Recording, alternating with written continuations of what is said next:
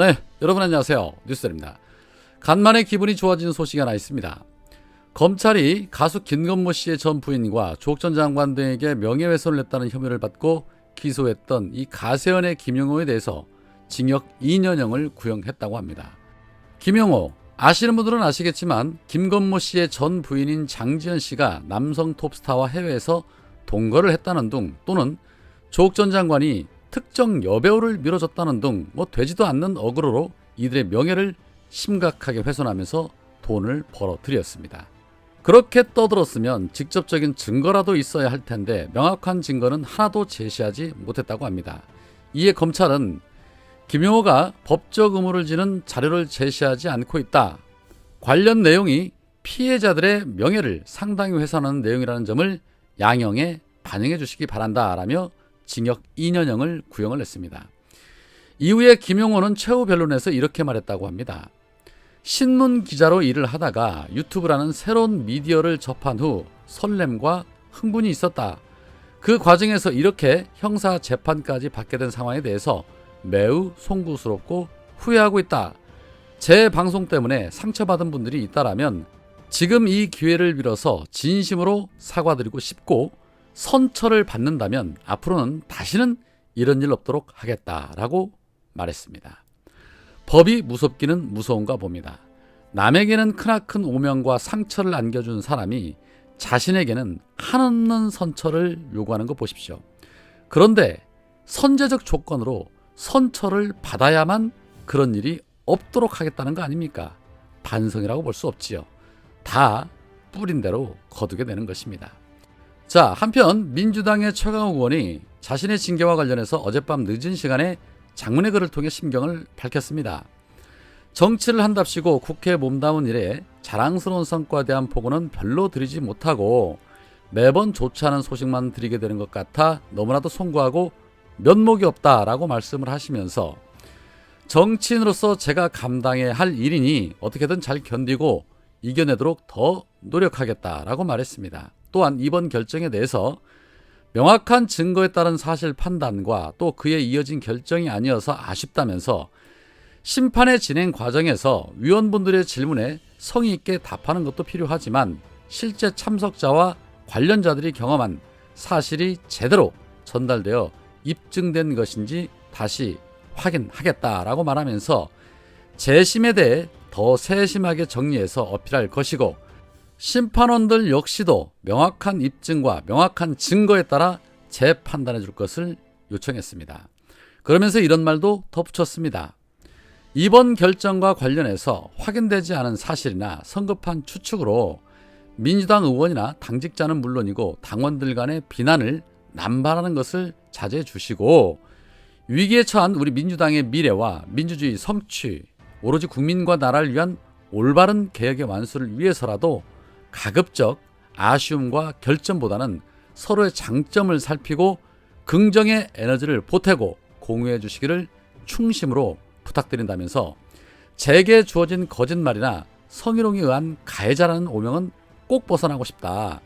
정치인이 아닌 시민으로서 제 인권도 주어진 절차에서 확실히 보장되고 오해가 바로잡힐 수 있기를 기대한다. 여러모로 부족하지만 저를 걱정해 주시는 여러분들께 늘 심려만 끼쳐 송구하다는 말씀을 다시 한번 올린다. 어느 분께서 보내주신 지금 당신은 대한민국의 행정, 입법, 사법, 언론, 정당 어느 곳에서도 비호감인 사람인 것 같다는 말씀이 떠오른다. 어디서부터 무엇이 잘못되는지 깊이 살펴서 더 이상의 폐해를 끼치지 않는 사람이 되도록 더 성찰하고 정진하겠다.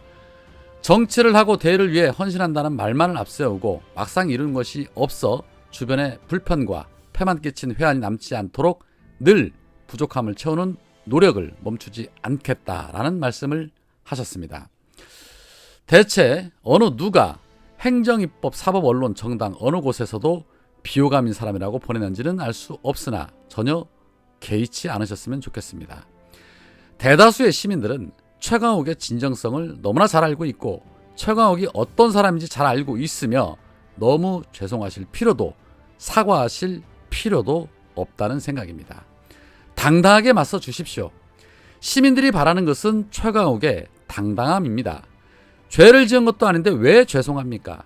사주를 받고 철험회를 파괴하고 민주당을 망가뜨리는 자들이 반성하고 사죄를 해도 시원찮을 판인데 최강욱 의원이 사과할 이유는 없다고 생각이 됩니다.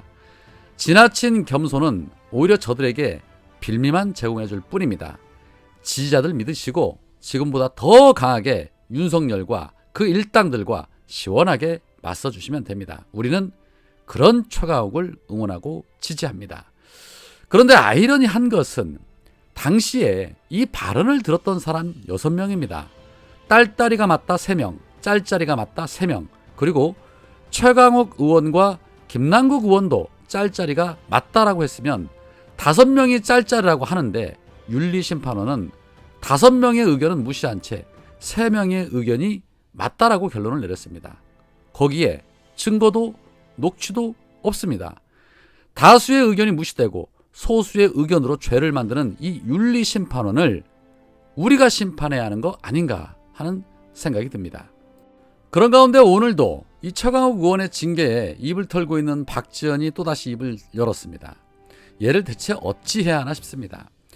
박지원은 당을 수렁으로 끌고 가는 최강욱 의원이 한없이 부끄럽다면서 징계를 부정하고 윤리심판원 위원들의 얼굴을 공개하고 민주당의 반성과 혁신을 위해서 노력하는 저를 형사고발하겠다는 철험에 좌표 부대들이 부끄럽다면서 강성 팬덤을 업고 반성과 쇄신을 거부하는 철험회를 극복하고 혁신의 길로 성큼성큼 가야 하는 만큼 국민 여러분이 도와달라라고 요청을 했습니다. 그러면서 폭력적 팬덤으로 지방선거를 망쳤다라고 말했고 지방선거 참패 책임이 가장 큰 철험회는 강성 팬덤과 인연을 끊고 국민의 품으로 돌아와야 한다라고 주접을 떨었습니다.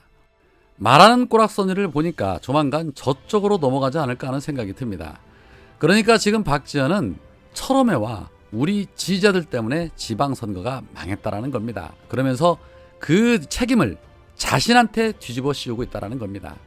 지금 뒤집어 씌우게 하는 것은 본인임을 전혀 인지하지 못하고 있습니다. 그리고 본인에게 뒤집어 씌운 게 아니고 본인이 비대위원장으로서 당연히 패배의 책임이 가장 큰 사람이라는 것은 기정사실인데 애써 현실 도피를 하고 있는 것입니다. 자기는 최선을 다했다는 주장만 내놓고 본인에 대한 반성은 없으면서 오로지 남탓만 하고 있는 것입니다. 이런 애들이 비대위원장 자리를 차고 있었으니 지방선거 참패는 당연한 결과였던 것이죠. 박지원이 저렇게 나대면 나댈수록 기레기와 적폐들은 신이 나서 춤을 출 것이고 이로 인해서 민주당 내 수박들은 뒤에서 흐뭇하게 웃고 있겠지요. 무엇이 민주당을 위한 길인가? 진정으로 본인이 민주당에 필요한 사람인가? 아니면 본인이 없어야 되겠는가? 작심하고 한번 회개해 보시기 바랍니다. 그러면 답이 보일 것입니다.